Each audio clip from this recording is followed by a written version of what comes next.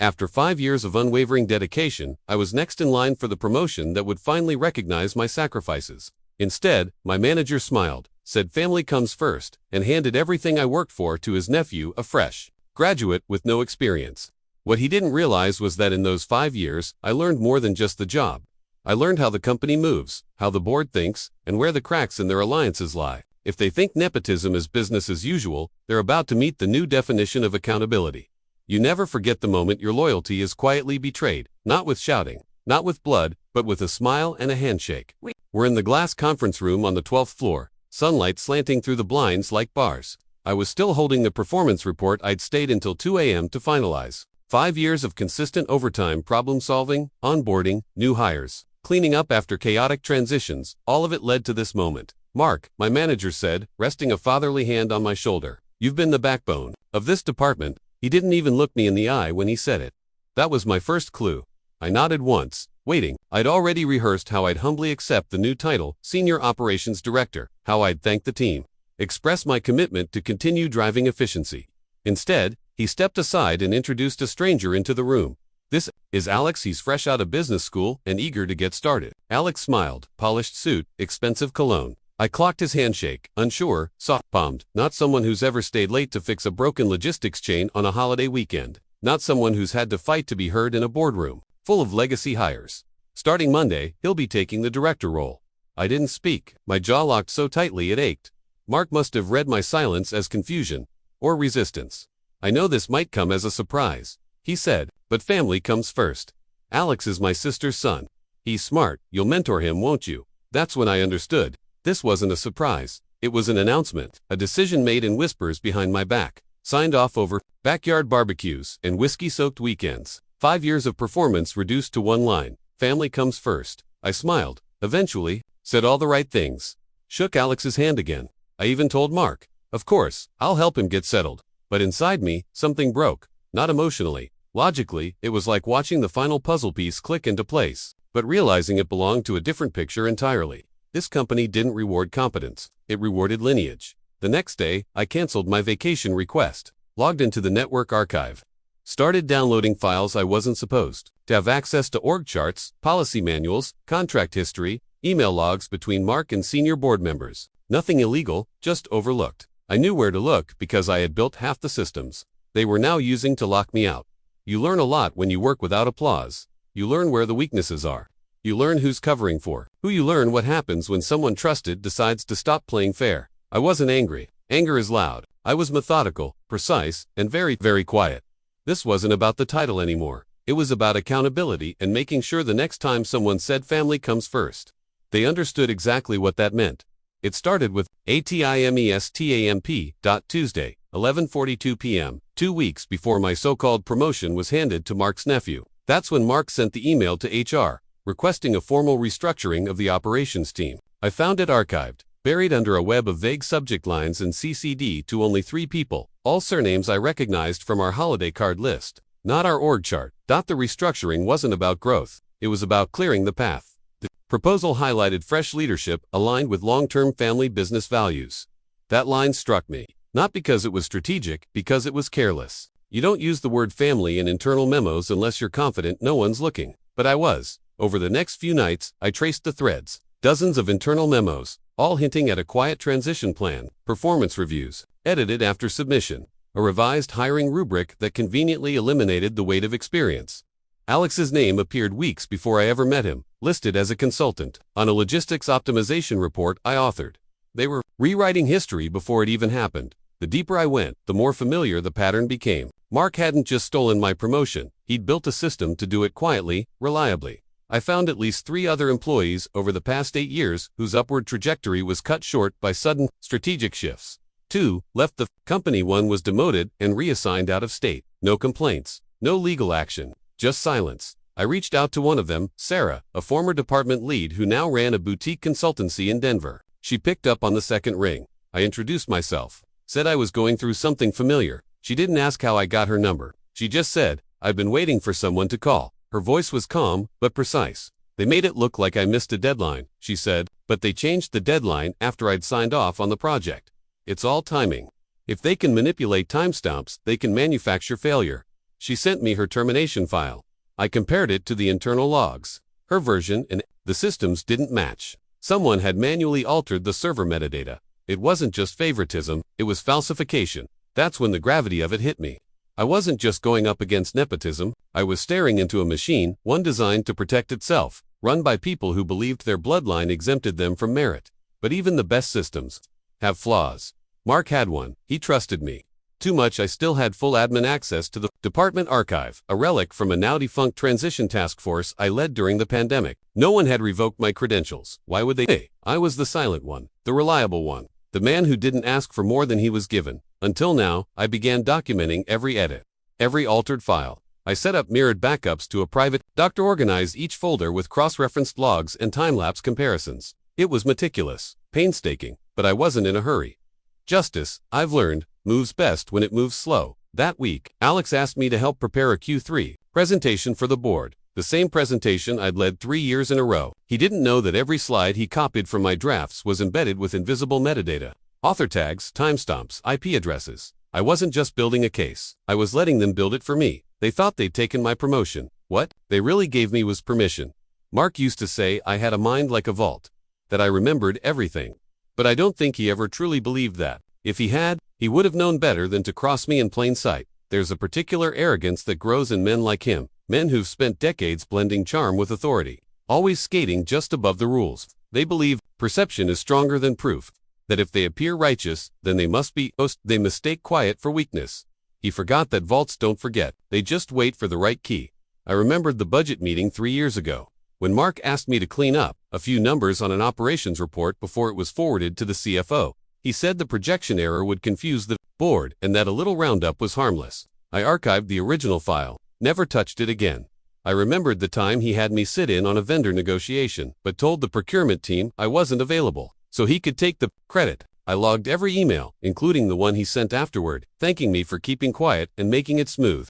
I remembered the corporate retreat where his expense receipts included a $3,400 dinner billed as a team event, even though the only attendees were him, his wife, and 2 senior partners from his brother-in-law's investment firm. I had approved it under pressure, but I kept the itemized invoice he didn't know I saw. These weren't petty slights. They were patterns, pieces of a larger puzzle he thought would stay buried under bureaucracy and assumed loyalty. But everything I remembered, I documented. Everything he took credit for, I preserved. Over time, it wasn't just evidence. It became leverage.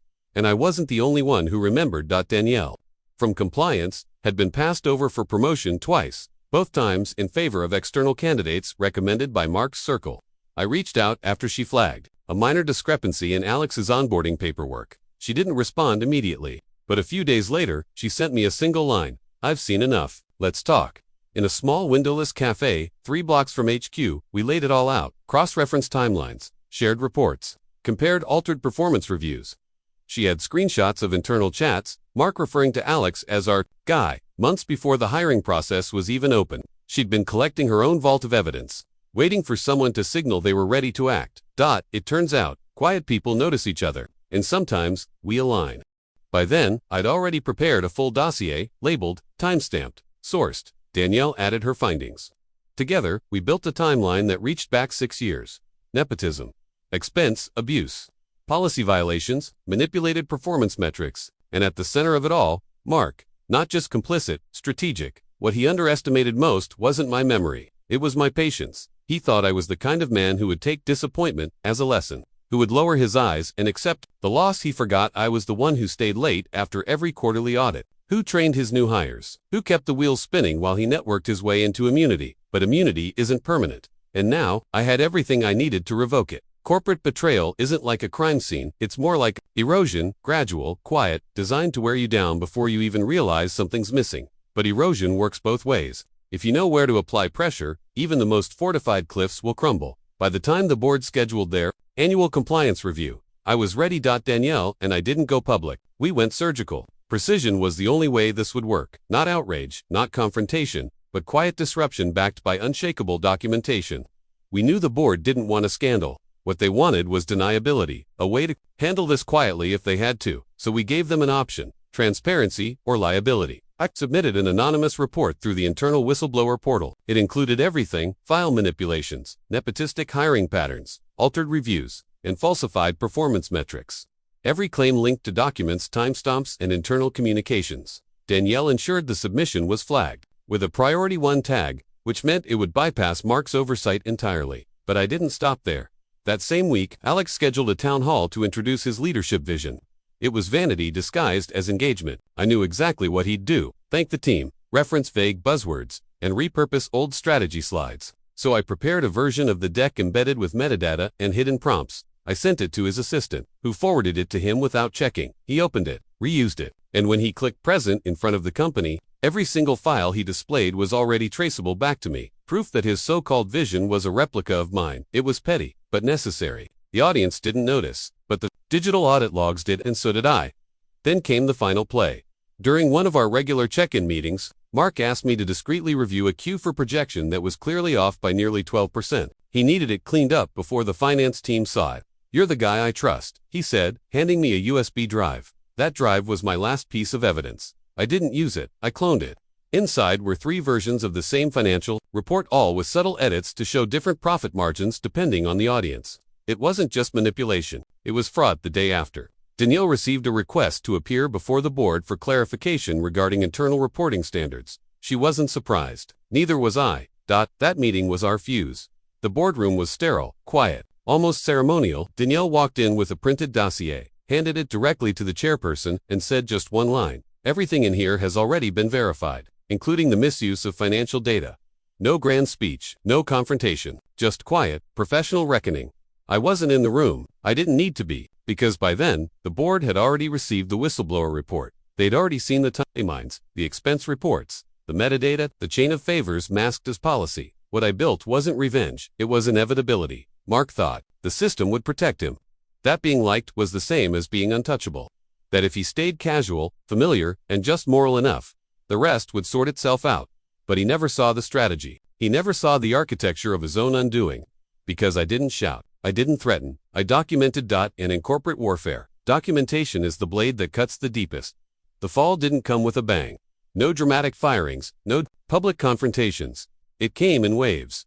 Silent memos, calendar invites, a boardroom door that stayed shut an hour longer than usual.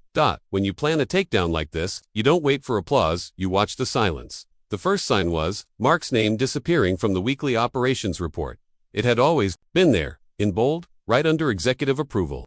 That week, it was blank. No initials, no top, just a space.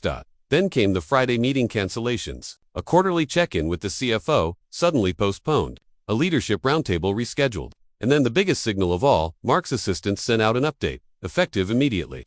All approvals will route through interim. Oversight, no explanation, no title. Just interim. He wasn't gone, not yet. But he was off the chessboard. I stayed silent.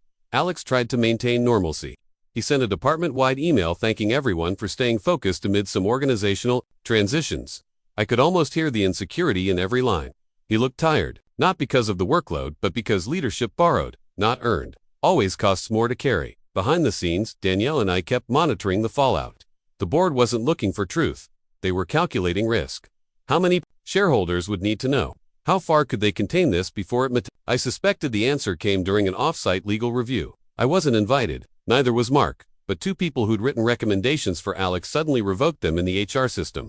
Their digital signatures were gone within 24 hours. Then, early Wednesday morning, a company-wide message was sent from legal. An internal ethics review has concluded. Several leadership decisions over the past 24 months have been found inconsistent with company policy. Appropriate corrective actions are underway. No further inquiries will be addressed at this time. That was it. No names, no details, but everyone knew. Whispers traveled faster than emails. Mark was on leave. Alex's directorship had been paused pending structural review. Compliance was realigning hiring practices. And the role I'd been promised 5 months earlier. Reopened, not retroactively granted, not handed to me out of guilt or correction. Just reopened with a full external search process. This time, on paper, they framed it as a clean slate. But I knew better. They wanted a reset, not a reckoning. The board didn't want to admit a systemic failure. They wanted to quietly fix the leak and paint over the cracks. I had a choice to make. I could reapply, take the role I'd earned, and navigate the politics that remained. Or I could walk, not in defeat, but with the knowledge that I'd dismantled something toxic from the inside. That my legacy wouldn't be a title, but a rupture. I thought about it for days. Meanwhile, Mark vanished. No farewell email. No exit. Announcement. Just a quiet HR update that his account was no longer active. And Alex, last I heard, he was applying for graduate internships again. The machine had stopped just long enough to eat itself. And me. I stayed exactly where I'd always been. Watching, documenting, preparing for the final decision. Because even after justice lands, there's one question left. What does the man who won without making noise do next? 2 weeks after the dust settled, they called me into a corner office I'd never set foot in before. The kind of room reserved for final interviews and strategic whispers. No nameplate on the door. Just glass, leather, and silence. The head of HR was already seated. Next to her sat the chief operating officer, someone I'd exchanged maybe 6 words with in 5 years. Now he greeted me like an old friend. "We've been reviewing your file," he began, sliding a folder to me. "Your performance, your consistency, and, more recently, your discretion." That word, discretion, told me everything. They weren't here to reward integrity. They were here to manage exposure. He leaned forward. "We're prepared to offer you the senior operations director role, effective immediately, full autonomy, reporting directly to me. No interviews, no committee, no application." Just like that, it wasn't a reward, it was containment. A way to fold me into the system so I wouldn't stand outside it with a match. And a history of everything they'd tried to hide. "We believe in your leadership," he added, his tone careful, like someone stepping through a minefield they can't see. "And we'd like to move forward cleanly." I didn't respond right away. I opened the folder. Inside was the formal offer, salary bump, bonus structure, relocation assistance if needed. Everything I'd earned 5 months ago, wrapped in a new ribbon and offered like a peace treaty. They wanted me inside the walls, where they could watch me, where I could be promoted into silence. I closed the folder. "What happens to the policies Mark manipulated?" I asked. The coup glanced at HR. She looked down. "We're conducting a full internal audit. Adjustments will be made where necessary. And the people he stepped on to get there." Another pause. "We can't undo the past," he said, "but we can make sure it doesn't happen again." He believed that would be enough. That I would nod, accept, smile. That being handed the title now, after the damage, would feel like justice. But justice doesn't arrive late and still wear the same badge. I stood. "I'm not interested in the title anymore," I said. "Not like this." He blinked. "You're declining." "No, I'm negotiating." That word changed the room. "I'll take the role," I continued, "but under 3 conditions. First, full transparency in all hiring processes moving forward. I want to see the rubric. Second, I want a formal acknowledgement, internal, not public, of policy violations that led to restructuring. Not names, just the facts. And third, I want Danielle promoted. She was the first one who didn't look away." The coup looked stunned. HR started scribbling notes. This wasn't how these conversations usually went. Promotions were meant to silence, not ignite reform. "You're asking for reform," he said. "No," I corrected. "I'm offering containment. This ends with accountability or it doesn't end at all." He nodded slowly. I walked out with no handshake. The next morning, the offer letter was revised and signed. A new memo went out company-wide. Effective immediately, Mark's position has been retired, and our operation structure will transition under new leadership. We're committed to accountability, transparency, and ethical elevation at every level. It was vague, but it was enough. Danielle was promoted 2 days later. The system didn't collapse. It adjusted, because it had to, and me. I took the office, but not the silence. I didn't step into that title for the corner desk or the authority. I stepped in to be the wall no one saw coming, because the only thing more powerful than a man who knows where the cracks are is one who remembers how they were made. They say justice isn't something you hear, it's something you feel. Not in the noise of punishment, but in the sudden silence where arrogance used to live. Mark never returned. No farewell message, no apology, no fight, just absence. The company issued a vague transition of leadership statement, citing evolving priorities. No one asked questions out loud, but you could hear them in the quiet. I didn't celebrate that. There was no moment of triumph, no standing ovation. Just a Monday morning where I sat in an unfamiliar office chair, opened a blank project roadmap, and rebuilt what he'd hollowed out. Danielle's new title came with more than recognition, it came with access. Together, we began an overhaul of the hiring system. No more shadow candidates, no more post-dated performance logs. We built a review process so transparent it left no room for favors. The department changed. Slowly, former whisperers started speaking up. People began to document more, question more, ask where decisions came from and why. That was the shift. Not in policy, but in posture. The system hadn't been destroyed. It had been shown a mirror, and mirrors don't lie. Still, there were moments. I wondered if it had been worth it. The stress, the waiting, the weight of knowing and not yet moving. But every time I saw someone speak with certainty in a meeting, someone who used to shrink when Mark entered the room, I remembered why I stayed. This wasn't about revenge.